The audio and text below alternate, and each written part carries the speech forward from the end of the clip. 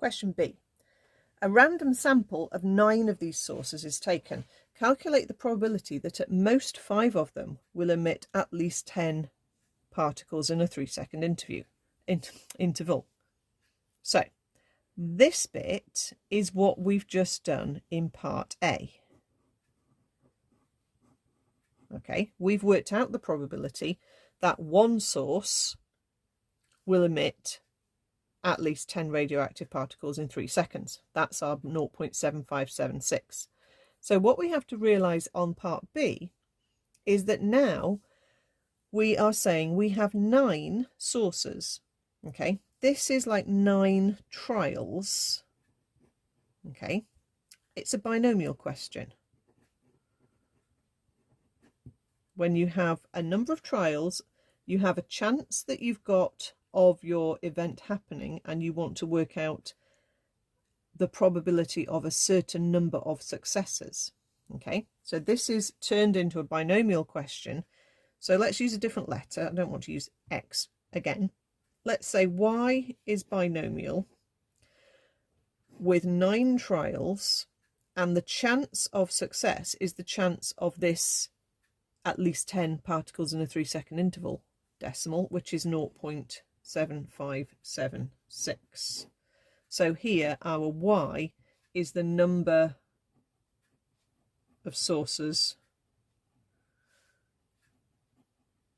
which emit at least 10, etc., etc., etc., the whole sentence.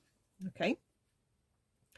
So the question that we're actually wanting to answer is, what's the probability that at most 5 of them?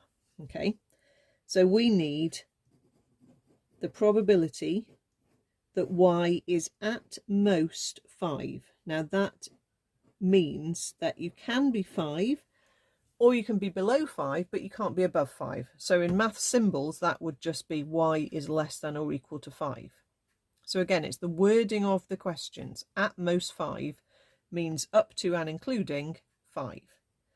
Now that is going to need the calculator, because you're not going to be able to look this one up in a table. Okay, so this time we need to go into our binomial, but again, because it's an inequality, we need to use the cumulative. So with this time we need to use BCD. Okay, so make sure you pick the right binomial option. Okay, we want to say we want 5 out of 9, and the cumulative, the BCD, is going to work out this already for us. This is what the cumulative distribution does, the less than or equal to. So on part A we had to turn it around because our question wanted greater than or equal to. But on part B, it's already the right way round. We don't need to switch this around. Okay, so I need to say that my X is 5, my number of trials N is 9, and my chance of success is 0.7576. And just get it to work that out, which is 0.1518. And there we are. So be on the watch for a Poisson question. Could potentially have a part B or a part C which goes into a binomial.